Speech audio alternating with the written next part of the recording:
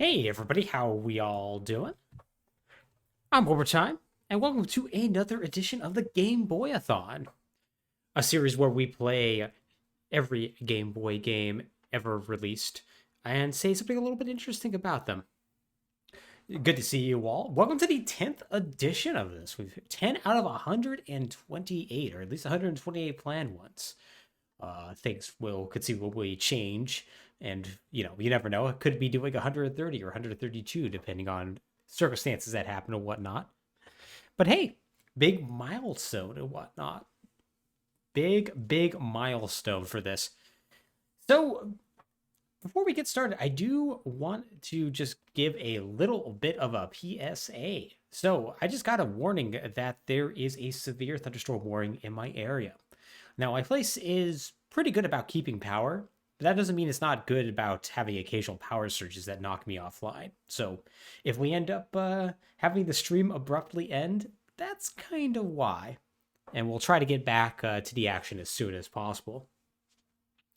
But hopefully that won't happen, and we'll just have a nice day of playing some cool little games. I have quite a few notes written up for today's episode, and I'm very excited to share that all with you today. Of course, good to see you, Worms a Can, P-Bug, and J-Spot. And yes, I did see that trailer for the new Pokemon game. Very excited for that. Very much so. Just like I'm excited to play these Game Boy games as I get my notes set up. So before we get started, just want to talk about a little bit of getting the first 10 parts of this all settled out and done. This has been an incredibly fun project to do, I have to say. I've really enjoyed it, and it's been really reflected in the amount of notes that I have written. I've written 59 pages worth of notes for the 40 games that we have covered. We haven't gotten to some of my favorite games of all time on here. We haven't played, our Mega Man 4s and whatnot. I don't think we've played a single Super Mario Brothers game either. So the best is still yet to come, but that doesn't mean we haven't played some real gems like Mario's Mission or Felix the Cat, a licensed game that I honestly didn't expect to be nearly as good as it was. We've also played a ton of sports games as well, like All Star Baseball, games that actually weren't nearly as bad as I would expect. And of course, we have played some games that are real stinkers, like Spider Soft Limited's Cliffhanger, for instance, or Soccer Mania by Kitty Group from last episode. All in all, though, we've had a pretty eclectic group of games, and I honestly have been very pleased to learn some really crazy things about some of these, like learning about the developer or game designer who basically got started in the 60s, whose father was a Nobel Prize winning biologist. Like, learning little facts about everybody has been very interesting. And today's going to be no different, as we have 4 games that we're going to be talking about, and I have written an inordinate amount of notes today. I hope you're very excited to learn way more about Earthworm Jim than you could ever possibly expect. Although we're not going to be starting with Earthworm Jim, but rather Home Alone for the Game Boy. So let's go ahead and get that started.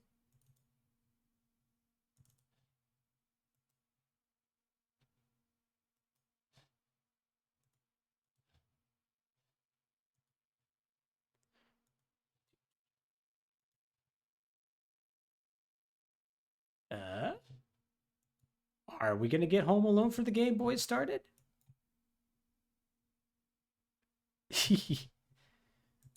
Oh, technical difficulties right at the start of the stream. Don't you love to see it? Oh, don't worry. Things are going to be working just fine here in a second, I assure you.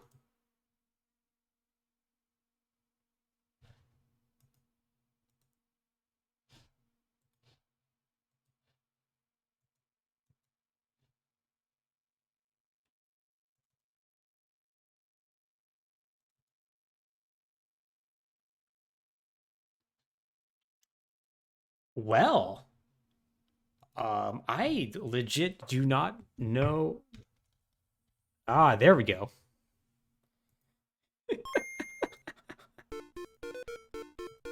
Well,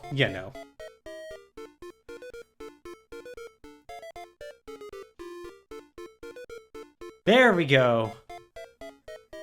Hey, Evie. Good to see you. I'm doing well. Hope things are going well for you, too. Home Alone was too powerful, apparently. It really just did not want us to play it. But I forced it. So, yes. Can't help but love weird emulator crashes. Those are always the best. So, Home Alone, developed by Imagineering and published by THQ, released in 1991. Based upon a hit 1990s movie of the same name. Home Alone is going to have you playing as good old Kevin McAllister. You know, the precocious, I believe, 9-year-old kid? I actually think he might be 8 in this movie. As he attempts to stop a gang of criminals known as the Wet Bandits, as we see right here. You know, look at him. Very, very good portraits of him, I must say, on the Game Boy screen. Now, in this game, you're going to do so by running around the level, collecting valuable items that you have to get, drop down a chute into the basement, while avoiding the bandits for disabling them with traps and whatnot. And after you get enough items to put them in a basement, you're allowed to go down to the basement in order to fight various bosses, which include a giant spider, a giant rat, a ghost for some reason, and of course the Wet Bandits themselves. So yeah. As you can see, a very, very quality game. There are 4 levels in total from what I understand. And of course, you're given different tools to take on the Wet Bandits. Hey, pay attention to me. Apparently squirt guns, do a lot of damage to these guys. They don't like to be squirted with the squirt gun. Oh, also, apparently they're just...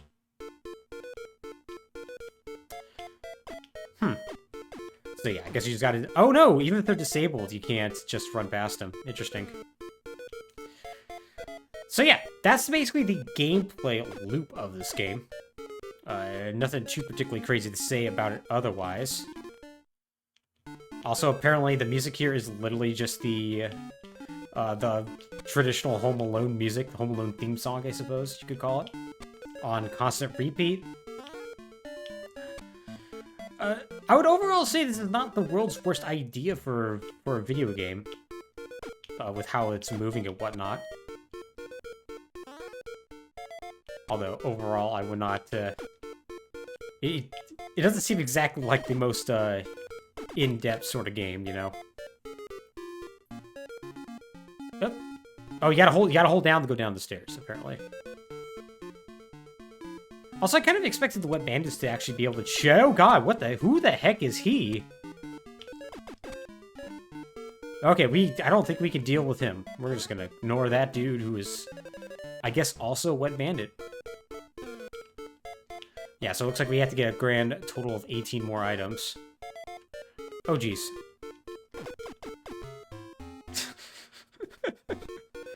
Okay, so not every character's, location on screen persists, but apparently that particular bandit's does.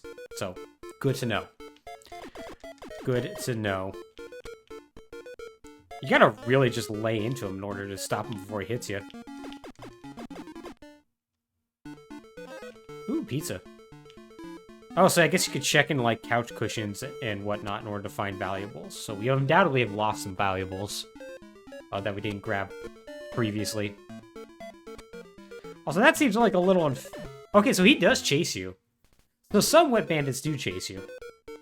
Interesting. So let's talk a little bit about the movie this game is based on. Home Alone, a movie about a kid being left at home on Christmas Eve and forced to deal with bandits. It was a massive hit upon its release in 1990. I really do mean it was a Oh, he chases you through different screens. Oh. See you later, dude. Yeah, so massive, massive hit. It earned $476 million off a budget of $18 million. It's something it earned essentially 24 times the amount of its budget. Surprisingly enough, that's actually not the most successful movie as far as ratio is concerned. I think it's 2001's My Big Fat Greek Wedding It ended up having a budget of $5 million and earned something like 380, or like 74 times the amount of its budget. So you know, it's not the most successful, but it's did pretty good for itself, needless to say. It obviously spawned a ton of movies after that. Home Alone 2, Lost in New York, was the last major theatrical release, and the last one featuring Macaulay Culkin. But of course, there was a Home Alone 3 and 4, both, I believe, direct-to-video movies. And neither of them good, let me assure you. They're quite bad movies. Now, obviously, with a movie this successful, there's going to have to be a ton of licensing. You just can't have, like, you can't have there not be a bunch of licensing with this. So, besides the fact that there was a lot of action figures and other toys and what have you, there was, of course, a ton of video games. An absolute ton of them. Released for basically everything. Obviously, we have the Game Boy version we're playing here, but it was also released for the Nintendo Entertainment System, Super Nintendo and Genesis, as well as personal computers, such as MS-DOS and the Amiga.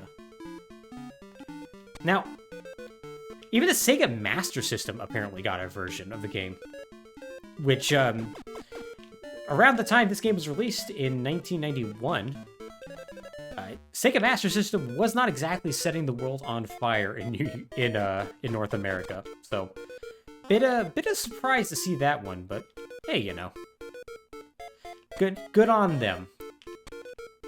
Ooh, you can check the toilet. That's fun. So, what makes Home Alone unique, however, is that all these ports are incredibly different from one another. And I'm not even saying just because of, like, limitations and whatnot. Like, obviously the Game Boy version is going to be slightly different from the Super Nintendo version because, well, the Game Boy's not as powerful as the Super Nintendo. That's just how that works, right? But they actually, like, have, like, wildly different gameplay loops. Like, for instance, to give you an example, the Genesis game actually has you traveling from different house to different house. And the whole game takes place over 20 minutes, and your whole objective is to prevent the wet bandits from successfully robbing, like, 6 houses in the area. And if you could do that within a 20-minute time limit, the police will show up, arrest them, and the game ends. So, that's, like, your whole objective with that. And so that's kind of an interesting little gameplay loop. The Game Boy version and the Super Nintendo versions are very similar to each other as far as how it works, but like the Nintendo Entertainment System version ends up being quite a bit different as far as like perspective and having to like actively escape the bandits that are chasing you and whatnot. Now, the reason why these games are all a little different from each other is because this is the rare license game that has not just like one publisher who subcontracts it out to a bunch of developers, but rather multiple publishers and multiple developers. To give you an example, THQ was responsible for all the Nintendo releases. So, NES, Super Nintendo, and Genesis. Imagineering, in fact, did both the Super Nintendo and the Game Boy version. Capstone Software worked on the PC and DOS versions. Or the DOS and Amiga versions, I should say. And Sega themselves handled the Sega ports. Now, what's really funny is and this is a bit of a tangent, the NES version was developed by a little company called Bethesda Softworks. It was one of their first games they did, actually. You know, before they ended up going on and doing bigger and better things, they had to handle Kevin McAllister's adventures on the Nintendo Entertainment System. You'll be shocked to learn it's a terrible game. I'm sure. But still, kinda neat. Okay, you can only hold 6 at a time, looks like. Interesting. Let's go ahead and just deposit all those. So, this is like even more of a tangent. I did actually look in to see if like Bethesda did any sort of portable games for the Game Boy, since they were active around this time. And unfortunately, they didn't do anything for the Game Boy. That being said, they did actually do some portable games. Such as a spin-off from the Elder Scrolls called The Elder Scrolls Travels, Shadowkey for the N-Gage. They also did a couple of Nintendo DS games, but that's not nearly as funny as a game for the N-Gage, let's be honest with ourselves. So regardless of the critical reception for these games was absolutely terrible. As you can imagine, this game didn't exactly light the world on fire. Nor did any other version for that matter. The Genesis version in particular, despite having maybe the most interesting gameplay loop, bore a brunt of a lot of the hatred. Apparently it just did not review well at all. The Genesis Mega Drive related enthusiast magazine known as Mega noted the game was grotesquely overpriced and pathetically underdeveloped mockery of a video game. Which, fair enough. The Nintendo Entertainment System and Super Nintendo versions did fare a little bit better, and the Game Boy version itself did at least see a few average reviews. Electronic Gaming Monthly, for instance, gave it on average of 4.25 out of 10, which is, well, let's be honest, it's not great. But it's better than you would expect. Not sure how we're supposed to get that up there. Oh, you can check pillows too. I did not realize that. That's a problem. About to check all the pillows now. That being said, even though this game was a critical failure, it wasn't a commercial one. And it definitely did well enough for THQ that there's going to be even worse games released a few years later based upon the sequel to this film. Home Alone 2. A movie that is objectively worse in every way. And also features Donald Trump, which is great. It's absolutely fantastic. So looking forward to that when we eventually get to it. As far as how I feel about this game right now, it's honestly not the worst. I've definitely played better video games, but its controls are particularly responsive for what we're playing here. And although the music, I have to admit, is, well, it is a level of terrible that is hard to overstate. This idea of doing this constant loop of the Home Alone theme was, let's call it a choice and leave it at that. I have a feeling that we have to figure out a way to get that last bit of valuables that we saw earlier. Let's go and see if we can't manage that. But like, yeah, it controls well, it's responsive. I don't feel particularly lost or anything like that. And I don't think graphically it's that bad either. It's not graphically great, mind you. But I imagine this would show up very clearly on a Game Boy screen. So yeah, how are we supposed to get this? Because everything resets.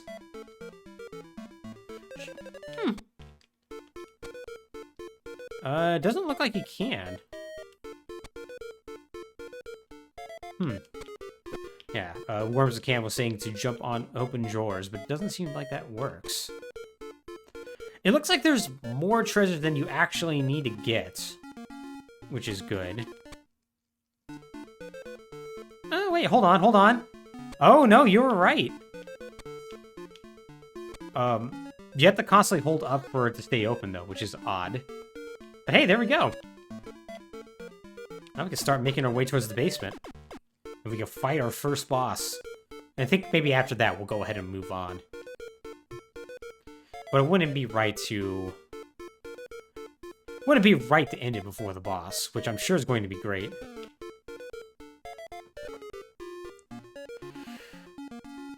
MM2 Eevee says, does the sequel involve inanimate objects trying to kill you? Do you mean like the Game Boy version or like the video game versions? Because I believe you're correct.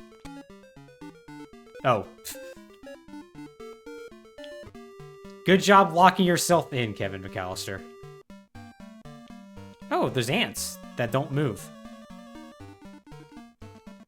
I don't think this is how ants work. Or are these spiders? I guess these are spiders. This feels like a choice. Also, whoops. I mean, that's exactly what I say every time I run into spiders, so honestly, this checks out. Okay, well, messed that up.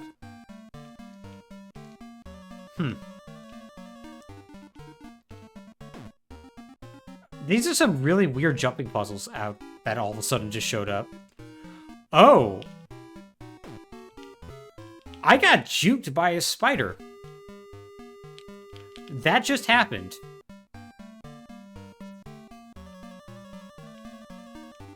Alright, well, that's okay. We'll just get back there. We'll make one more attempt. If we do game over, we will go ahead and move on. But I believe that's our boss for the level.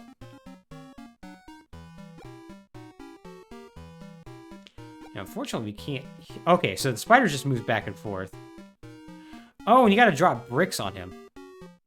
Yes, makes sense. I mean, that is a horrifying spider from arachnophobia, I'm sure, so... Makes sense. Oh, spider's quicker. I like how the spider's, like, minding its own business, and I am just here, just dropping bricks on a spider's head. I got hit so hard by that spider, it knocked me back into the next room. Oh. Well, we killed the spider. Oh, I guess the McAllisters just have a giant vault in their house, too. Okay, that's a really good yes. All right, Kevin comes through a winner. Those guys were pushovers, and, uh-oh, better hurry to the next wing of the mansion I live in. So, as you can see, things now change up, and now we gotta get... what? What a strange game. Anyways, let's go ahead and move on to our next game. Earthworm Jim.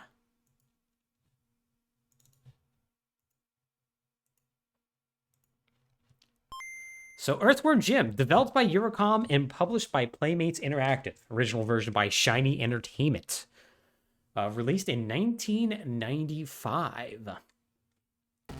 A much beloved game, I would say, that has not aged well at all.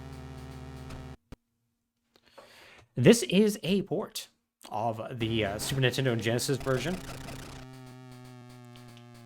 Released back in 1994. And it seems to be a shockingly faithful port, all told. Earthworm Jim, famously not a two-button game. Usually had a button that would, where Jim would whip himself. And of course, a button to shoot the gun. They solved that problem by you hold down the B button to fire, and you tap the B button in order to whip. Which is a interesting choice that usually works. I'll give him credit. It works more often than it should. So, I haven't played too much of this, but it seems to be a surprisingly faithful port of the Super Nintendo and Genesis versions. Like, the layout to New Junk City, the first stage here, is surprisingly close to the version on the Super Nintendo and Genesis. Once again, it's not perfect, but it's far closer than it has any right to be. Complete with secrets still being in the same area, like that one I just got. Oh, we got a whip on that moose. Get the other secret here. So I don't know how anybody else in chat really felt about this game when it originally came out. But I actually remember loving this game and its sequel. Upon revisiting it as an adult, I found that perhaps was a little misplaced. Oh god. We got that secret too. Oh well, let's just go ahead and move on. But, it was a very interesting platformer for its time, let's say. Very, very interesting platformer. And we'll get into a little bit as to why in a second, because, spoiler alert, this is the only Earthworm Jim game released for the Game Boy. The sequel, Earthworm Jim 2, did not come for the system. And subsequently, that means we're going to primarily be talking about this. We're going to be talking about not only this game, but also talking about the origins of Earthworm Jim and kind of where it went.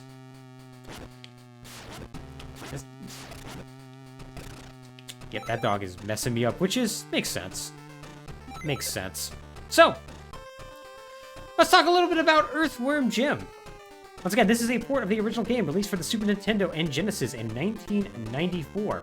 Earthworm Jim is a platformer starring a worm who, one day while trying to avoid a crow, watches a spaceship crash into the ground after being chased by the villainous Cycro. Now, this ship, once it crashes, has a power suit just like land on the ground that once Jim goes into it, crawls into it, he ends up becoming a super powerful worm. Gets moderately more intelligent, and also gets a blaster and is another smaller spaceship that he's allowed to just travel around and kind of do cool stuff. Earthworm Jim follows his adventures as he tries to rescue Princess What's-Her-Name from the evil Cycro, who, as you can probably guess, is a alien crow in a spacesuit. It's a humorous run-and-gun platform known for a story that's just like non sequitur after non sequitur. Has a lot of almost John K level jokes that are just don't make sense at all. Has everything from launching cows at the start of the first stage to going to hell for no reason and fighting a cat, to having a bungee jumping contest with a sentient slime ball. It's a game that kind of just it's a game that's the embodiment of just throwing ideas at the wall and seeing what sticks. Oof, and I'm getting messed up there. But yeah, it's very much kind of all over the place in a way that's very similar to another game with maybe a similar sense of humor. A little game called Battletoads. A game that starts out as a platformer and then very quickly stops being one. Earthworm Jim is actually much the same way. It starts out as kind of a run and gun shooter, and then by stage 3, it stops being that. There's a level where you have to you end up being in a bathysphere, and have to traverse underwater tunnels and whatnot, or the aforementioned bungee jump contest. The gameplay kind of goes all over the place, much the way that Battletoads did. So, it's a very, very interesting game because of that. And I think for the most part, it's very, level design and ideas end up working out shockingly well. Far more than it has any right to, anyways.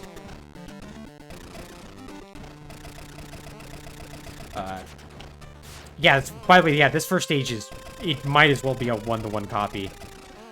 If maybe not completely, very, very close overall. Ah, darn it. He delayed that attack a little bit longer than I was expecting. Oh, good. It starts you here. So, all this, weird non sequiturs and, weird gameplay loops made it a very, very unique game at the time. Because if nothing else, you just had constantly different challenges that you had to deal with. Which is, it's a fun way to do things. Try wiping the boss. I'll do my best. Actually, I wonder. Oh, jeez. I was wondering if I could, knock that back into him. But yeah, let's try whipping the boss. See if that doesn't help. Yeah, there we go. That worked out much better. Now, that should be the boss of the area. I think it's a mid-boss, if I remember correctly. Yep, totally is. So yeah, the game was very, very unique. And this was also, bolstered by the fact that, graphically, this game was just fantastic at the time.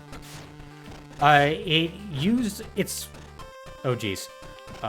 This is definitely a game that's kind of difficult to pay attention to and talk about at the same time. It was bolstered by some incredibly good sprites and art direction. At least the Super Nintendo and Genesis versions were. I have it written here that it doesn't quite come across that well on the Game Boy, but I actually am not sure if I agree with that. I think you get across the fact that this game ended up having a kind of a smooth art style. Like, Jim here actually animates surprisingly well, as does all his enemies. Like, I'm actually very, very impressed with this port. Especially since it comes from Eurocomp, a company that kind of has a mixed track record in many ways. Now, on the Super Nintendo Genesis version, so this game did look just so much better. The sprite work was essentially hand-drawn, looking very similar to cartoons. Cartoons similar to, like, Ren and Stimpy and whatnot. Unfortunately, no voiced Groovy. This made it a very popular game when it came out. Like, very, very popular. And I have no idea how I'm supposed to be controlling here. Okay, you have to hold the button down, turns out. Yeah. Yeah, made a very popular game when it came out. In fact, it was EGM's best game for the Genesis from 1994, Electronic Gaming Monthly, one of the largest North American trade magazines at the time. And its success caused the start of what would admittedly be a short-lived franchise overall, but a franchise nonetheless that we'll talk a little bit more once I get past Anti-Asteroids, because this is a level you definitely need to pay attention on. We're racing against the villainous Psycho here, by the way. For reasons that actually are not adequately explained. This is a relatively decent way, by the way, of doing this, I have to say. This is more or less the perspective that is shown on the Super Nintendo and Genesis versions. Granted, it runs a little bit smoother than the Game Boy version does, the Super Nintendo and Genesis versions do. But still, it's impressive that they put it in here. I actually would have expected that this would be cut, because it was kind of like one of the more graphically intensive stages overall. Yeah, kind of shout-outs to Eurocom for putting this together. This is very, very impressive.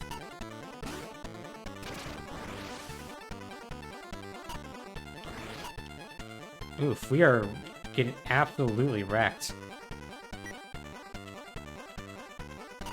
This stage is definitely harder than it is on the Super Nintendo Genesis, let me tell you.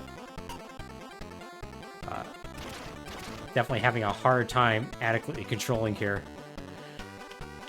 Like, the hitboxes are not exactly the greatest.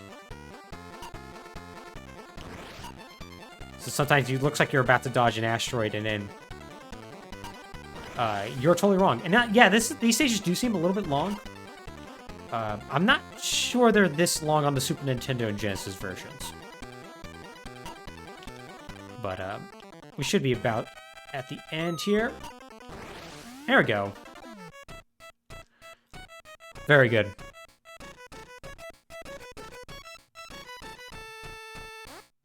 Yeah.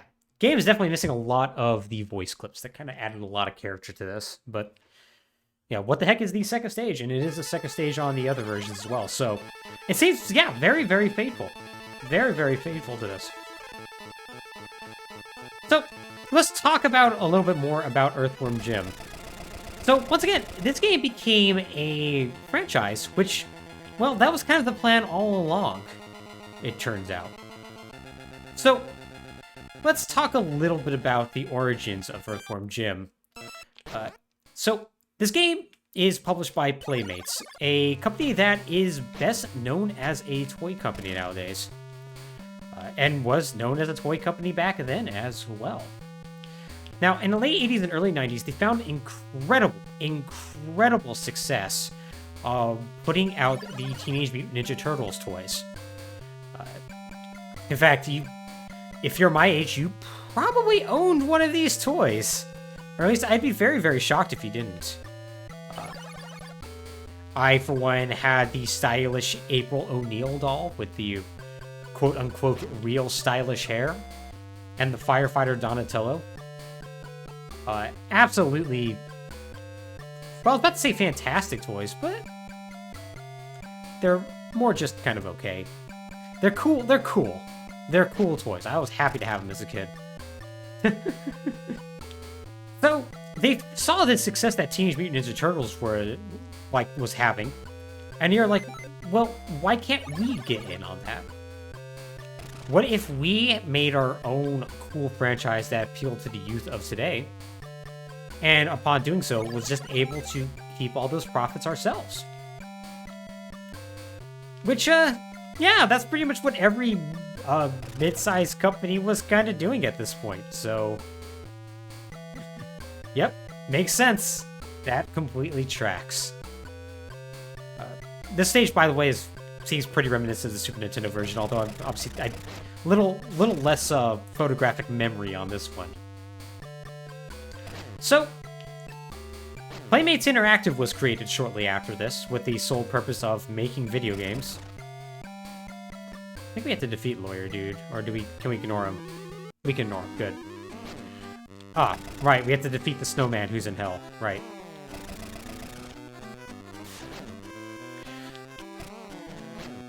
So, yeah, so Playmates Interactive was created in order to help publish these games, and it contracted a company called Shiny Entertainment to make their own Teenage Mutant Ninja Turtles.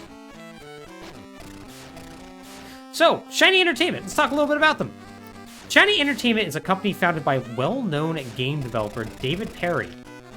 David's a very interesting guy. He was one of those people like Mark Cerny and whatnot who basically got their start very early on in video games, like in the 80s. At the age of, like, I believe 15 is when he was actually developing his first video games. Kind of like how Mark Cerny made his first game at 17 with Marble Madness. David Perry was making games for the ZX Spectrum back when he was 15. Now, this was obviously successful for him, and he went on to, do a bunch of other games. Ended up working with another company called Virgin Games, and eventually decided he was going to make his own company. And so, alongside a bunch of people from Virgin Games, they ended up forming Shiny Entertainment. Now, Shiny Entertainment is a company that, at first, well, first off, they actually are a company that's going to maintain a lot of their independence. The deal they're going to make with Playmates is that they're not even going to take, much investment from them. They're going to just, they're going to kind of just sign a deal with them to, make 3 games and then be able to go their own separate ways. Which is a deal that ends up working out well for Playmates anyways. So, now, originally, they weren't going to make, an original title. In fact, Playmates actually wanted them to make a title based upon the David Hasselhoff show Knight Rider. But they eventually decided to settle on an original title, which Playmates was more than happy with, because, once again, they wanted to make their own Teenage Mutant Ninja Turtles. So, and for Shiny, they really wanted to make their own original title anyways. When David Perry was a part of Virgin Games, they basically did a bunch of licensed titles, like Cool Spot, and a Genesis version of Aladdin. And him and his team were just kind of tired of all that, and they just kind of wanted to really let their creative juices flow. Like he didn't even notice that, these games, they were well-regarded, but they felt creative stifling. And they felt like they just couldn't put their wilder ideas in these games because it would upset their licensees. So they began work on Earthworm Jim. Now, from the very start, this was going to be a multimedia project, with Playmates making the toys and owning the license, Shiny making the games, and another company, Universal Studios, who was going to produce a cartoon. So, obviously, they wanted to help ease the transition between all of these. And so, David Perry hired an animator by the name of Doug TenNapel. I hopefully am pronouncing that correctly. So, good old Doug TenNapel was an animator who had worked on animated projects such as Attack of Killer Tomatoes, the cartoon series that was on Fox Kids, as well as other projects as well. He was actually working for DreamWorks at the time that he was hired away. And he actually had some experience working in the video game industry. He actually helped create the Jungle Book game for the Nintendo Entertainment System in Genesis, a game that was actually noted for having very fluid, cartoon-like animation. Which, given that's what Earthworm Jim was going for, it made him the perfect selection to help handle essentially a lot of the artwork for the game. And so that's exactly what he did. This snowman is wrecking us, by the way. So, Earthworm Jim ended up being a very, very successful game, and many people credit that with the smooth animations and wild ideas that were just thrown in here. Like, there's something fun about fighting a snowman in hell, let's be honest. Even if maybe it doesn't work out the best sometimes. Oh my god. So, once again, you tap the button in order to whip, which is not the easiest thing to do. Sometimes you just don't tap quick enough. There we go. Perfect. So, Earthworm Jim ended up being a very big success for Shiny and Playmates. And what ended up following was a sequel in 1995 titled, very originally, Earthworm Jim 2. Using much of the same design philosophy and turning things up to 11, it was just basically a better game all around. This sold very well as well. And it seemed like Earthworm Jim was on its way to become something huge. But unfortunately, the bottom's going to fall out pretty suddenly, as we'll soon see. Now, this isn't going to happen as immediate, though. The cartoon, for instance, is going to premiere and actually do surprisingly well. It's going to have 21 episodes and actually run for 2 seasons. And it's actually going to get pretty solid reviews. I haven't watched it in a long time, so I'll just kind of take other people's word for it, but apparently it did particularly well. So, however, there inevitably had to be a sequel. I mean, it's a franchise, and it's a video game franchise, so you can't possibly not have an additional game. Really would like that help.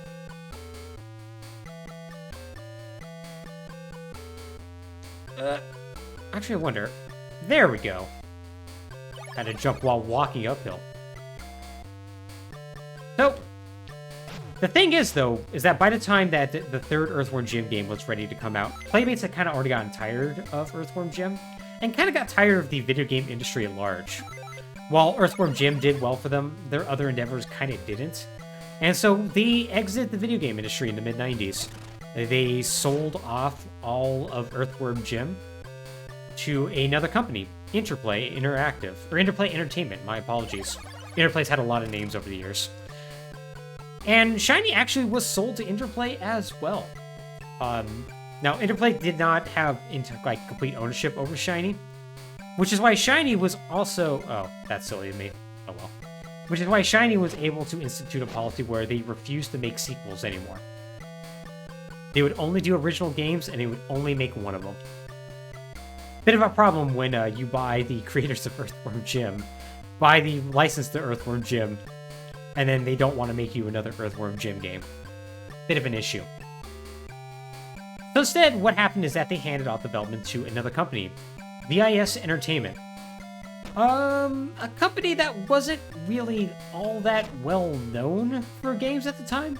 Their only other release, for instance, was a Windows-based game called Heads. H-E-D-Z, which did not set the world on fire.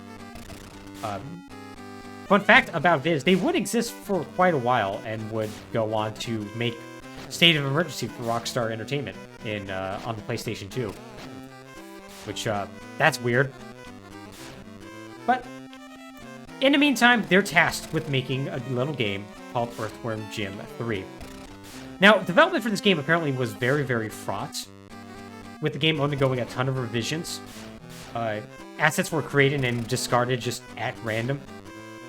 And a pretty fateful decision was made halfway through development to switch from primarily developing for the PlayStation to developing for the Nintendo 64. Now, a fun thing about the original Earthworm Jim is that Shiny developed the game simultaneously for the Super Nintendo and Genesis, and they actually created their own code base to make porting between the two games easy. Like, neither of those games is the primary version, for instance. Elements that were developed for the Super Nintendo were ported to the Genesis and vice versa. As you can imagine, this process was not done for the Nintendo 64. And porting from the Nintendo 64 to the Genesis, the Nintendo 64 to the PlayStation and back again, is not an easy thing to do. They're wildly different systems, unfortunately. So, needless to say, that did not make development any easier. Development was essentially hampered. Earthworm Jim 3D, though, was brought into the world on October 31st, 1999. And it's widely considered to be one of the worst games of all time. Interesting, the reviews at the time weren't completely terrible. I think the same thing killed me last time. It has a game ranking score, for instance, of 59% for the Nintendo 64 version, which is not terrible. It's not great, but it's not terrible. But a lot of the criticism was directed towards the fact that the game was such a downgrade in quality from the previous games. Like, the animation work and graphics just kind of didn't stack up to the original at all, which, given they are sprite-based games developed for the Super Nintendo and Genesis, that's not exactly a good sign. I think we're supposed to... Yes, there we go. Jim doesn't control very well in this game, as you can tell. So, it was... Now, there were some really odd decisions that were just made with this game's story as well. It was actually based upon the cartoon that, at this point, had been off the air for 3 years. And combine that with the fact that the game was just kind of a buggy mess that didn't run well, it kind of spelled the end for Earthworm Jim as a viable franchise. A bit of a problem for Interplay, given that they spent all this money to buy the rights in the first place. But that's just how these things work, I suppose. So, other than a Game Boy Color game that ended up getting released in the same year, 1999, Earthworm Jim essentially was dead as a franchise. Now, multiple attempts have been made to revive the series, first for the PlayStation Portable, and now more recently for the probable scam, alleged scam, how about, Intellivision Amico. But nothing has been able to get completely off the ground. And it probably doesn't help that a large part of that reason is because the main creative force behind the game, Doug Tenable, kind of went off the deep end in the 2000s, post 9/11. He is a very vocal conservative who has some opinions about same-sex marriage, gay and trans people in general. When noted, when he was like, yeah, he basically posts on Twitter some really, really bad stuff. And when he's actually been confronted about his beliefs and whatnot, about how his comments may be noted as like transphobic or homophobic, he actually once remarked that, and that quote, "Transphobe, like homophobe, is a made-up word used to slander conservative people that slander conservative people of faith with a mental condition, and it's only used by social justice warriors." That probably says everything you possibly need to know about him. It's actually very notable that with the Intellivision Amico version, which is still technically in active development right now, great pains were made by the development team to point out that he was not part of the development for that game. Which is why when the Amico was unveiled and a poster of the game was put up for essentially auction, his signature was on it. And was later confirmed that yes, he actually is involved with the game. It's a bad situation all around. As for the main developers, Shiny, they would continue to develop games well into the 2000s until 2006, when they were acquired by a company called Foundation 9 Entertainment, alongside another studio called The Collective. These two studios were then fused into one, and this new studio was called Double Helix Studios, or Double Helix Games, I should say, named because they're two companies put together. This studio would go on to make games such as Silent Hill Homecoming and the Killer Instinct game, released in 2016. Or not 2016, a little bit earlier than that. before being acquired by Amazon in 2014 and being renamed Amazon Game Studio Orange County, where right now they're largely responsible for the somewhat well-received MMO New World, released just last year, actually. Shiny leaves behind an interesting legacy, and in some ways, that continues to move forward to this day. Anyways, I think we've talked enough about Earthworm Jim. This is a pretty good port of this game, all told. It doesn't control particularly well, but, you know, when you're having to talk about games and play them at the same time, it's a little difficult. But I actually probably would have been happy to own this as a kid. I'm very impressed by it. Speaking of games that I'm about to be impressed by, let's play a little bit of Mania, everybody.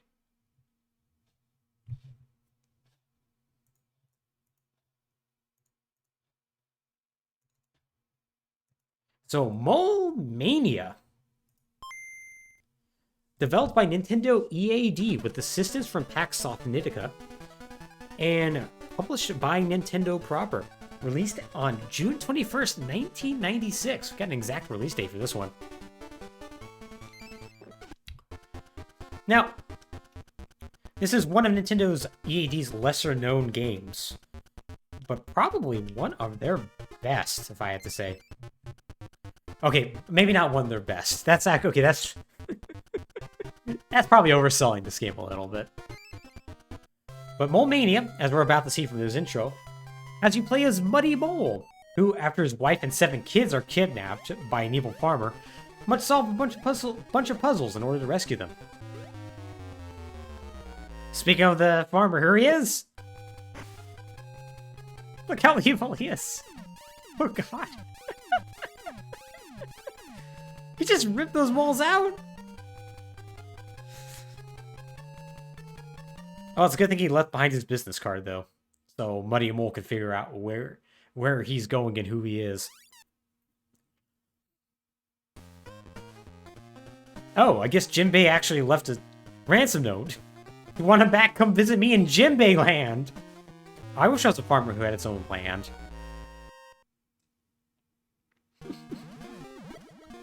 So yeah, this is a puzzle game. And a very, very interesting one as well. So, as you can see here, there's actually 2 maps. You have both an overworld and an underworld, if you will. And you basically are going through there as a mole, using that to solve puzzles and whatnot. Ooh, hop hop, here you are. I'm a kangaroon. I'm the first boss. Be ready, hop hop. This game has a lot of personality to it. An awful lot. Love the idea this farmer has kangaroos and other animals to fight you. So, this is the first game we're playing that actually involves Nintendo EAD. Maybe the most famous of the R&D teams at Nintendo? Yeah, so getting some help from our mole friends as far as what to do. So yeah, obviously we gotta dig through here to get over here. And of course you get hearts to help refill your health, because we are going to run into enemies here in a bit. Yeah, Nintendo EAD. Maybe the most famous of the R&D teams at Nintendo. Well, I think it's probably a good idea that we talk about them for a little bit. As we get through this just real quickly. Well, my poor doggy goes a little crazy in the background. Actually, I think, do we just move a little bit further up? Yeah, there we go. Perfect.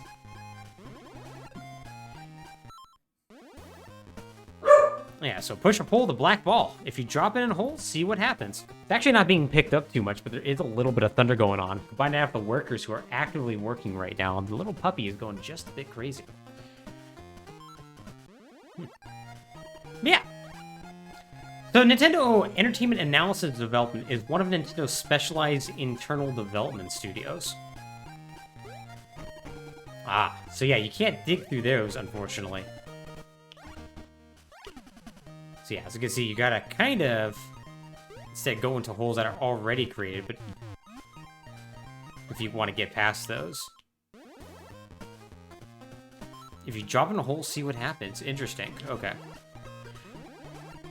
So yeah.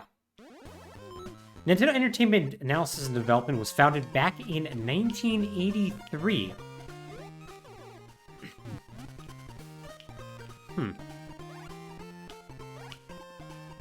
Doesn't feel like that actually did a whole lot. Oh, you can pull it back. Okay. There we go. Yeah, so it was founded back in 1983 as Nintendo R&D 4. And with Hiroshi Ikeda, a former anime director at Toei Animation, as its director, and Shigeru Miyamoto, a hot young upstart just off of making Nintendo's biggest game in Donkey Kong, as its chief producer. Renamed to EAD in 1989, if you name nearly any big Nintendo title ever released, they probably have had their hands in. They probably had their hands in it somehow. Needless to say, very, very important guys, all told. There we go.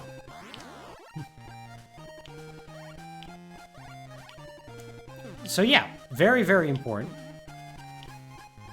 And they're responsible for games such as Super Mario, Zelda, F-Zero, Super Mario Kart, Star Fox. Once again, you name it, they probably have had some part in it. Alright, how do you throw again? Alright.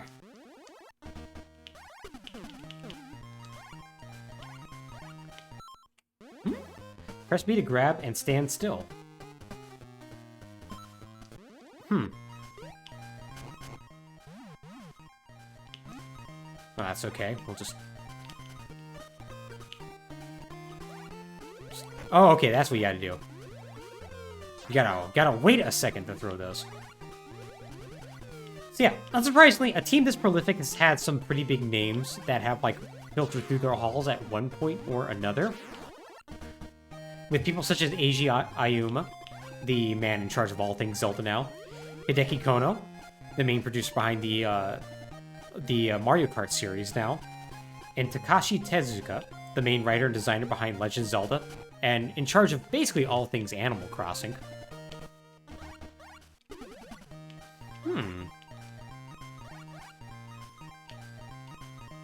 I bet you gotta throw that in, don't we? Ah, there we go. Let's go ahead and reset that real quick.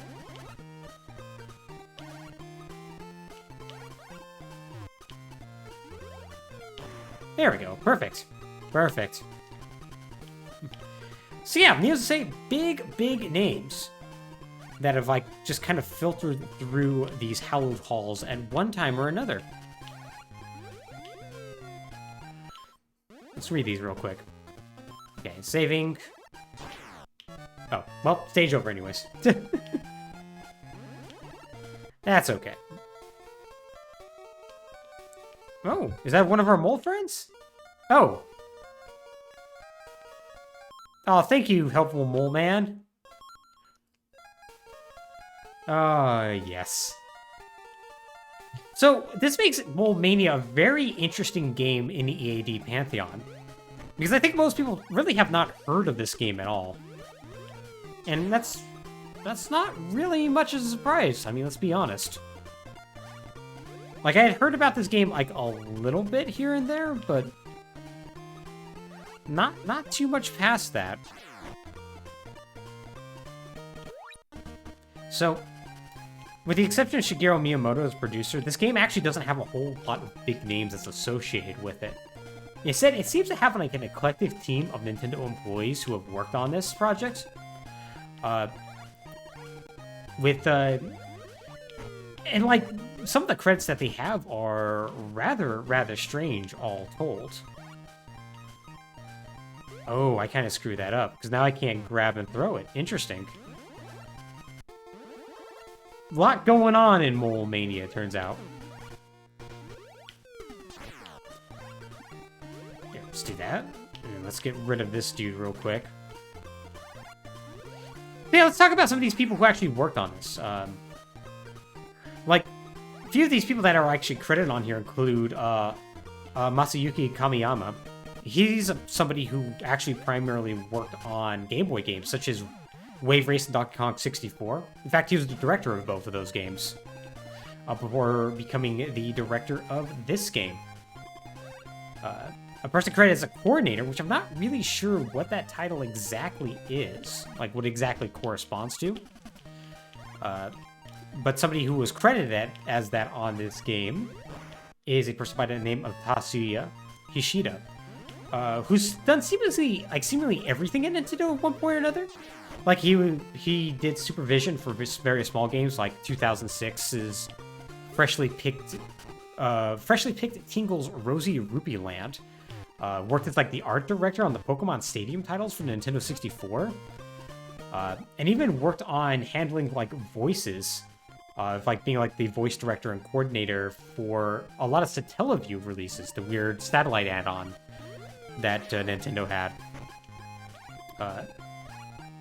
So, like, he's done a little bit of everything. It's an incredibly weird, and it, like, just overall, it's an incredibly weird staff. Like, the only common game they actually have is a weird Peanuts-related game called Snoopy Concert that was released in Japan only for the Super Famicom. So, strange lineage overall. This might seem like a team you just put together for, like, a potential throwaway late-era Game Boy game, which this, in some ways, kind of was. But in the end, I actually think it really, really works out. Like, in fact, I think it works out incredibly well. Mania feels quite a bit different from a lot of Game Boy games out there, and different from games that Nintendo normally makes in the first place. It has its own identity, for instance. Like, when you really think about it, there's not really a whole lot of, like, puzzle games that Nintendo like, puts out beyond, like, Dr. Mario, right? Like, they exist, but there's not a whole lot of them. I wonder how we're supposed to handle it. Well, I guess I could dig, can't I? Why don't we just dig over here? Oh. There we go. That'll work. And then we can dig here. Get back over here. Hey! Oh, but we can't throw this down now because of that. That's a problem. So yeah, we have to reset the room now. Yeah, this game has its own identity. Something that allows it to stand out from other EAD titles that obviously cast a far bigger shadow than this little game about moles. In the end, it feels like the perfect staff to pull off the game, and I think any other studio would just have like put it out for a quick buck. So I love Mania. I think Mania is a really great game, and I highly recommend it. But I think that's going to be enough of Mania for now. Now let's go ahead and move on to our final game today. And that is a game that's not going to be quite as good. Better than you'd think, though. And that's NFL Quarterback Club 2. Developed by Condor, released by LJN, a subsidiary of Acclaim at this time, and released in March of 1995. A bit of an odd month to release a football video game, given that's about a month into the off-season. I actually think 2 months at the time this game came out. But, you know, you do what you can, right? So NFL Quarterback Club 2 is unsurprisingly the sequel to NFL Quarterback Club. First released on the Game Boy in 1993. Now, this game is a little bit different from that game, which we've already played on this channel. The original Quarterback Club. Now, the original Quarterback Club, if you remember it, was this very, very strange title that was centered around the Quarterback Challenge. The Quarterback Challenge being this skills competition that was held in the off-season, where football quarterbacks would get together and like participate in various drills and whatnot, and would win a prize at the end. Kind of just to give football fans something to look at and see their favorite players doing cool things. So, kind of neat. Now, that's the only thing that was actually like featured in those, however. Like, that was the only thing that was featured in that game, was just the skills challenge, and that's it. There was no football, which is a bit of a problem when you're making a football game. MM2 Evie says, a sequel to a sports game? I know, crazy, right? But yes, they did it. Mad lads. So NFL Quarterback Club 2 takes a revolutionary step of omitting the competition in favor of having a football game, of having you actually play football. It's an amazing choice, that. Well, I should have expected that to be an interception. Threw into triple coverage there. This is perhaps, of course, a sign of things to come, admitting the quarterback challenge. 1994 is going to be the first year that NFL Quarterback Club would be released on major home consoles, so the Super Nintendo and Genesis. And while it would have not only, 11-on-11 football, oh boy, yeah, that's a touchdown. 11-on-11 football, but it would also have like the quarterback challenge. Following years after that, though, they would drop the quarterback challenge entirely in favor of just having a football game, which, makes sense, turns out. Now, that's not the only way to... This game is ahead of the curve. Although, maybe ahead of the curve is actually the wrong thing to say, because it actually doesn't do a whole lot that's overly original. The start... Whilst the first legit football game we played on this series, it's not the first Game Boy title to try simulation football, as far as like when this game was released. For reference, there's been, at this point, 3 other games released that all had their own different takes on how to do football. You had Play Action Football, released by Nintendo in 1990, Tecmo Bowl, released in 1991, and even Madden had versions of simulation football, or at least some form of football, released for the Game Boy. Now, granted, it wasn't until 1994 that like Acclaim decided to release a game that was meant to be competitive with EA's Madden, with the original Quarterback Club. But so they can kind of be forgiven for being a little bit late to the game. Boy, this is not looking good. Not looking good for our heroes here.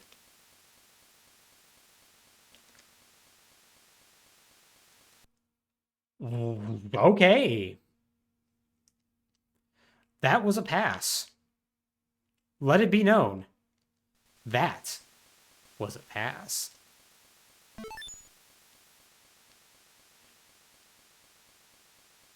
Oh, okay. Well, that's all right. I think we found the play that's going to break the game anyways. Now, honestly, around this time, though, it was actually kind of an exciting time for football games on the Game Boy. Because with these 4 games, each one of them are going to do something a little bit different as far as like how they're going to present football as like a video game. For instance, as we see with NFL Quarterback Club 2 here, like they're kind of trying to go for this almost quasi-arcade experience with 7-on-7 players. Tecmo Bowl is going to be more or less a port of their NES game, and a surprisingly good one at that. It's actually probably my favorite football game for the Game Boy. Madden's going to try to do 11-on-11 football with mixed results. And Play Action Football is going to be off in the corner, lighting things on fire and just being kind of weird. It's a strange game that I can't wait to play. So it's strange nonetheless. So what about the game itself? What about this game? How does it play? How is it? Is this a game that has merit to it, essentially? And the answer is maybe. For one, it does actually run far better than expected. They made the decision of only having 7 players per side instead of 11, which is typically how you do football games. Football is an 11-on-11 sport. Now, this obviously is because, well, the Game Boy, even with the action going on right here, it's not doing a particularly good job of it. So this probably is working out pretty well for him. Not exactly the worst idea in the world to just limit the action. Madden, when we eventually get to it, is going to try doing 11 on 11, and there's no version of Madden for the Game Boy that runs well. I guess I'll go ahead and spoil that. Ooh, is this going to be a touchdown? Might be. Yep. So like it seems to play well. It seems to be like a pretty responsive game. Now there's some issues, and you probably have noticed this. The AI in this game is some level of terrible. And by some level, I mean it's completely terrible. It's very, very easy to get behind the defenders and for the AI to get behind your defenders and turn any play into, at minimum, a 40-yard gain, if not an outright touchdown, which is not how football works, to say the least. There's a reason why they call it 3 yards in a cloud of dust sometimes when there's like a particularly low-scoring game. So it's not exactly the most realistic game in the world, and it seems to be going for this kind of arcade sort of, like you can attribute it to like it being like, well, it's trying to be like a more arcade experience, right?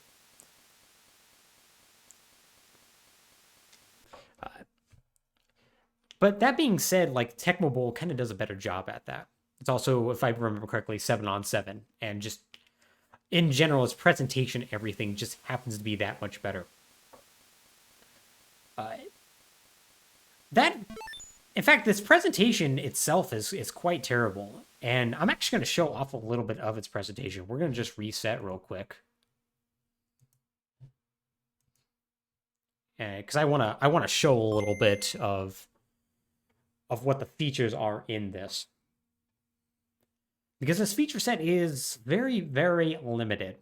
To start with, it does have the NFL license, but it does not have the NFL Players Association license, which is why players such as my running back were just number 35, for instance, instead of, I think it was Barry Word at the time was the running back. They do feature at the start of the game, the interact screen, like right before the title screen, like pictures of famous NFL quarterbacks, but even those aren't represented in game. If you select the Dallas Cowboys, for instance, if Troy Aikman completes a pass, he's just going to be named number 8, not Troy Aikman. So there's that. It does feature all 28 teams, though, that were present here. So that's kind of cool. But otherwise, it's just an exhibition match. There's no season mode or anything like that. There is multiplayer via link cable. But nothing else beyond that. 2 skill difficulties. And then probably the most bizarre thing, you can either select players or X's and O's. You would think selecting X's and O's would make the game run better. Because you're like, okay, they're like going to minimize it so you can see like more of the field or something like that. And the answer is no. They just replace them with X's and O's and the game still runs the exact same.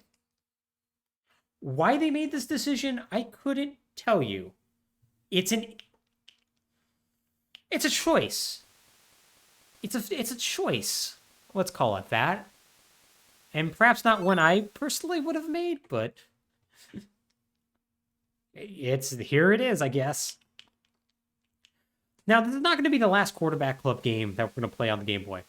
Next year is going to see the release of NFL Quarterback Club at 96, keeping it year and date to the main series that's now on the Super Nintendo and Genesis. And it's going to be developed by Condor. It's actually going to be kind of interesting because they're going to keep a lot of the same elements, including same music cues and everything. But just give it a slightly different presentation in a way that, I'm not going to lie, actually makes the game seem very lazy. But that's, we'll cross that bridge when we get there. But yeah, I don't think we need to see any more of NFL Quarterback Club. And in fact, I don't think we need to see any more of this episode. So yeah, this is a good batch of games, I have to say. Like, I expected it to be, honestly, far, far worse. Well, maybe not far, far worse, but I wasn't expecting a lot, for that matter. So today, once again, we ended up playing Home Alone, a game that's not great, but at least seems to have some merit. Earthworm Jim, which actually I'd say is pretty good overall. Mania, which is great. I absolutely love Mania. And NFL Quarterback Club 2. A game that is not perfect, but it seems if it had just a little bit more time in the oven, probably would be pretty good. A game I would actually recommend. But that's going to do it for us today. Next week, we are going to check out Chuck Rock, Super Star Wars, Return of the Jedi, Mickey Mouse, Magic Wands, and Ren and Stimpy Show, The Space Cadet Adventure. Which, yep, next week's going to be licensed. It's going to be a lot of licensed games. So look forward to that. Yeah, it's going to be a great. Yeah, that'll do it for us today, everybody. We'll be back tomorrow with some Mega Man 8 for the Famicom. An interesting little demake of Mega Man 8 that maybe shows that Mega Man 8 is not a well-designed game. But that'll be for tomorrow at 5. For now, take care, everybody.